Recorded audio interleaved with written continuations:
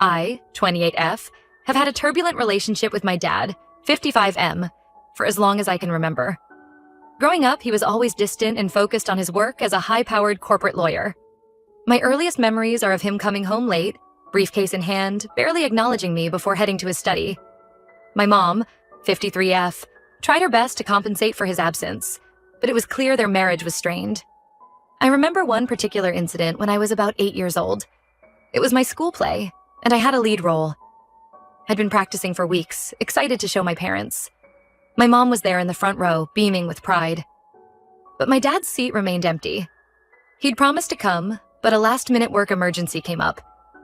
I cried myself to sleep that night, clutching the wilted flowers my mom had bought me. As I entered my teenage years, things only got worse. My dad started spending even more time away from home. He'd go on frequent business trips that seemed to multiply every month. When he was home, he was often irritable and quick to anger. I'd hear my parents arguing late at night, their voices carrying through the thin walls of our house. My mom grew increasingly depressed and withdrawn. I'd often find her crying in the kitchen, hastily wiping away tears when she saw me. I tried to comfort her, but felt helpless watching their relationship deteriorate. I started acting out at school, desperate for any kind of attention. My grades slipped, and I got into fights with other students. Things came to a head when I was 17. I had been sent home early from school for mouthing off to a teacher. As I walked into our house, I heard strange noises coming from upstairs. Thinking someone had broken in, I cautiously crept up the stairs. What I saw when I pushed open my parents' bedroom door shattered my world. There was my dad, in bed with a woman who was definitely not my mom. She looked young enough to be his daughter, with long blonde hair and a slim figure. I recognized her as his new secretary, the one he'd hired just a few months ago. They both scrambled to cover themselves when they saw me. I stood there in shock, unable to process what I was seeing. My dad jumped out of bed, hastily pulling on his pants. "Sweetie, this isn't what it looks like," he stammered. But it was exactly what it looked like. I turned and ran, tears blurring my vision. Later that evening, my dad cornered me in my room. He begged me not to tell my mom, saying it would destroy our family. He promised it was a one-time mistake, that it would never happen again. Like an idiot, I agreed to keep his secret. I was scared and confused, and part of me desperately wanted to believe him. For the next year, I carried the burden of knowing about my dad's affair. It ate away at me, poisoning every interaction with my parents. I grew resentful and angry, lashing out at both of them. My grades, which had already been slipping, plummeted further. I started staying out late, hanging out with a rough crowd. Anything to avoid being at home. My mom was worried sick about my behavior, but I couldn't bring myself to tell her the truth. Every time she asked what was wrong, I'd snap at her or storm off. The guilt was overwhelming, but I felt trapped by my promise to my dad. When I turned 18, I couldn't take it anymore. The weight of the secret was crushing me. One night, after a particularly nasty fight with my dad, I broke down and told my mom everything. She was devastated, but also relieved to finally know the truth. Years of suspicion and gaslighting had taken their toll on her. My mom confronted my dad that same night. I could hear their shouting from my room, punctuated by the sound of things being thrown. To my surprise and disgust, instead of being remorseful, my dad blamed my mom for driving him to cheat because she was cold and unaffectionate. He even had the audacity to be angry at me for betraying his trust. The next few months were a blur of lawyers, mediation sessions, and tense family dinners. My mom filed for divorce, determined to finally stand up for herself. The proceedings were ugly, with my dad trying to manipulate and lowball my mom at every turn. He threatened to leave her with nothing if she didn't agree to his terms. I testified about the affair during one of the hearings, which helped my mom get a more favorable settlement. My dad was furious. After the hearing, he cornered me in the courthouse bathroom. "You're dead to me," he snarled. "You chose sides, and now you'll have to live with the consequences." For the next few years, I had very limited contact with my dad. He'd occasionally reach out on birthdays or holidays with a terse text message or impersonal gift card. It was clear he resented me for exposing his lies. Meanwhile, I focused on rebuilding my relationship with my mom and working through my own issues. I started seeing a therapist to deal with the anxiety and trust issues stemming from my dad's betrayal. It was a slow process, but gradually I started to heal.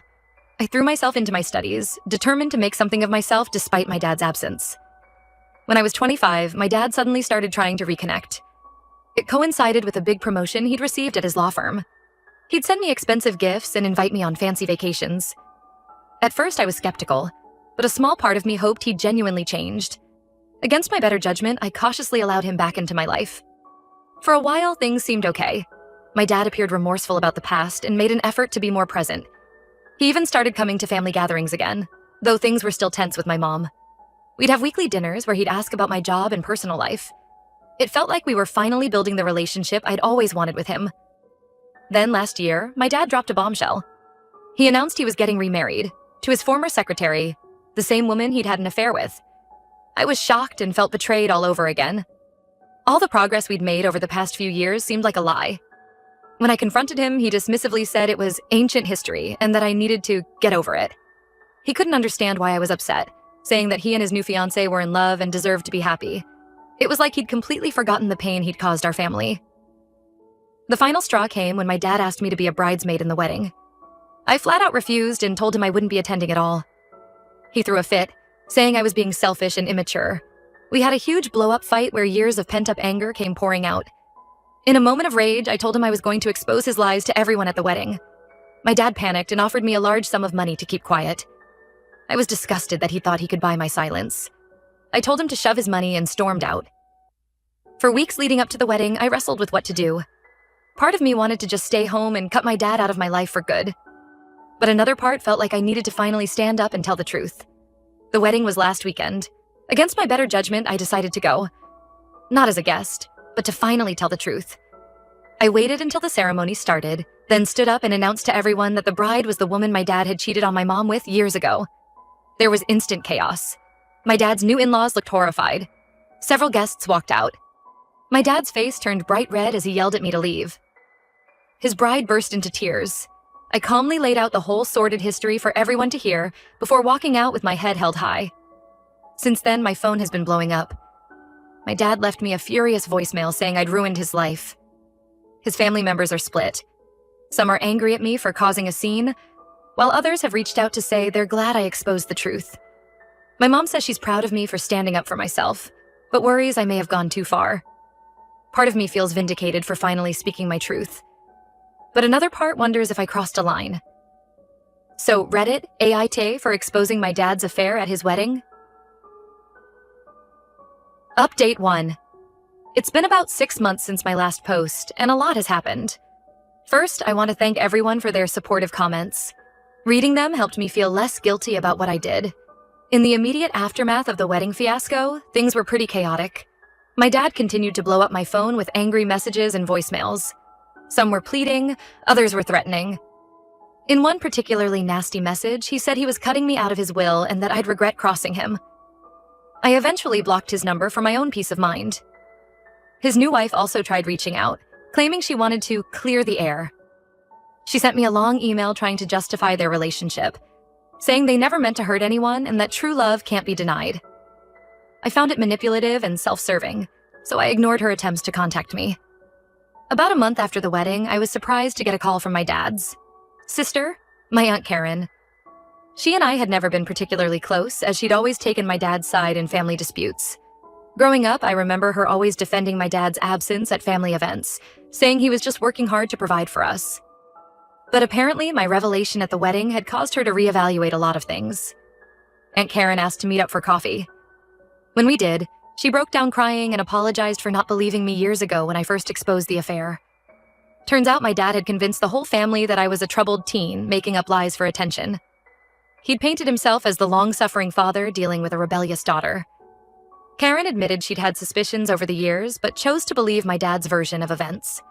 During our talk, Karen revealed some family history I never knew. Apparently my grandfather, Dad's father, had also been a serial cheater who eventually abandoned the family. Karen was only 10 when it happened, but she vividly remembered the pain and chaos it caused. She said she'd always worried my dad would follow in his footsteps, but desperately wanted to believe he was different. Learning the full truth made her realize she'd been in denial for years. Karen's apology and show of support meant a lot to me. She shared some old family photos and stories, helping me feel connected to a part of my history I'd been cut off from. She's been making an effort to be more involved in my life, which has been nice. We've started having regular Sunday brunches together. Karen even stood up to my dad when he tried to pressure her into taking his side. She told me about a heated phone call where she told him she was ashamed of his behavior and that he needed to take responsibility for his actions. It meant a lot to have someone from that side of the family in my corner. Unfortunately, not everyone in the family has been as understanding. My paternal grandparents are still firmly on Team Dad. They sent me a long, guilt-trippy letter about tearing the family apart and disrespecting your elders. They brought up how much my dad had provided for me financially over the years, as if that excused his behavior. I tossed the letter in the trash without responding. On a more positive note, my relationship with my mom has gotten even stronger through all this.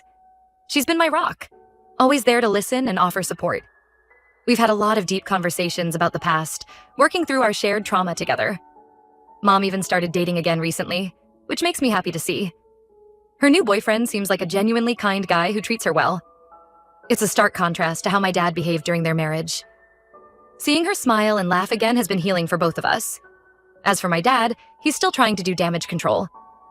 He sent out a mass email to friends and family with his side of the story, painting himself as the victim of my vicious lies.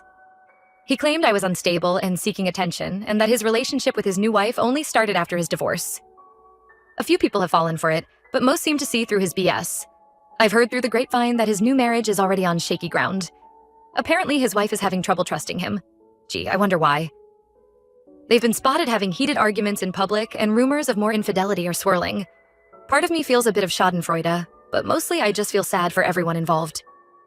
Ultimately, I stand by my decision to expose the truth, even if the fallout has been messy. I feel like a weight has been lifted off my shoulders. For the first time in years, I'm not carrying around this dark secret. I'm focusing on healing and moving forward with my life. Thank you again to everyone who offered advice and support. It really helped me get through a difficult time. I'm cautiously optimistic about the future and excited to see what the next chapter of my life holds. Update 2. It's been about a year since my original post, and I wanted to give one final update. A lot has changed in my life, mostly for the better. The biggest news is that I recently got engaged. My fiancé James has been incredibly supportive throughout this whole ordeal with my dad. We actually met at a support group for adult children of divorce. At first, we bonded over our shared experiences of family drama. But as we got to know each other better, we realized we had a lot more in common. James has helped me work through a lot of my trust issues and fears about relationships. He's patient and understanding, always willing to listen when I need to vent about family stuff. Seeing his healthy relationship with his own parents has been eye-opening for me. It's shown me what a loving family dynamic can look like. We're planning a small, intimate wedding next spring. Drama-free, I hope. I've decided not to invite my dad or his side of the family, with the exception of Aunt Karen. It wasn't an easy decision, but I feel it's necessary for my peace of mind. I don't want to spend my wedding day worried about potential confrontations or drama. In terms of family, things have mostly settled into a new normal. I'm still not speaking to my dad, and I don't see that changing anytime soon. He made a few more attempts to contact me over the past year, including showing up uninvited at my workplace. That incident really shook me up. He caused a scene in the lobby, yelling about how I'd ruined his life. My coworkers had to call security to escort him out. After that, I had to get a restraining order. It was a difficult decision, but I feel safer now. The day in court was tough. Seeing my dad escorted in by bailiffs, hearing him plead with the judge. But I stood firm in my testimony, detailing his pattern of manipulation and boundary-crossing behavior. The judge granted the order, and I felt a sense of relief knowing I had legal protection. My relationship with my mom continues to be strong. She's been thriving in her new relationship and recently moved in with her boyfriend. Seeing her happy and treated with respect has been healing for both of us. She's rediscovered old hobbies and interests that she'd given up during her marriage to my dad. It's like watching her come back to life. Mom's boyfriend Tom has become like a father figure to me in many ways. He's always there with a dad joke or a word of encouragement when I need it. Recently, he asked for my blessing to propose to my mom. I was touched that he valued my opinion so much. Of course, I gave my enthusiastic approval. Aunt Karen has become like a second mother to me. We get together regularly for lunch or shopping trips. She's even offered to help with wedding planning, which I really appreciate. It's nice to have a connection to that side of the family without all the toxic baggage. Karen has been filling me in on some more family history that helps explain a lot about my dad's behavior. Apparently, my grandfather was not only a cheater, but also an alcoholic who could be verbally abusive. My dad grew up in a chaotic household, never sure when the next blow-up would come. It doesn't excuse his actions, but it does provide some context for his issues with intimacy and honesty. As for my dad's side of the family, it's a mixed bag. My grandparents eventually came around and apologized for their initial reaction. We're slowly rebuilding our relationship, though I'm still cautious. Some cousins and other relatives have reached out to reconnect as well. It's been nice to reestablish those connections, even if things aren't quite the same as before. I've heard through family gossip that my dad and his new wife separated a few months ago. Apparently, she caught him cheating again, this time with a client. They tried couples counseling for a while, but ultimately decided to divorce. I can't say I'm surprised, but I don't take any joy in it either. I just feel sorry for everyone involved, especially any kids that might be affected. There was a brief period where my dad tried to reach out again after his separation. He sent a long email apologizing for everything, saying the breakdown of his second marriage had made him realize his mistakes. Part of me was tempted to respond, to finally have the heart-to-heart I'd always wanted with him. But ultimately, I decided to maintain my boundaries. His pattern of behavior hasn't really changed, and I need to prioritize my own well-being. Overall, I'm in a much better place mentally and emotionally than I was a year ago. Therapy has helped me process a lot of my childhood trauma. I'm learning to set healthy boundaries and prioritize my own well-being. Looking back, I don't regret exposing the truth at the wedding. It was a catalyst for a lot of positive changes in my life, even if it was messy in the moment. I finally feel free from the burden of my dad's lies and manipulation. Thank you again to everyone who offered support and advice along the way. Your kindness helped me through some really dark times. I'm excited for this new chapter in my life and cautiously optimistic about the future.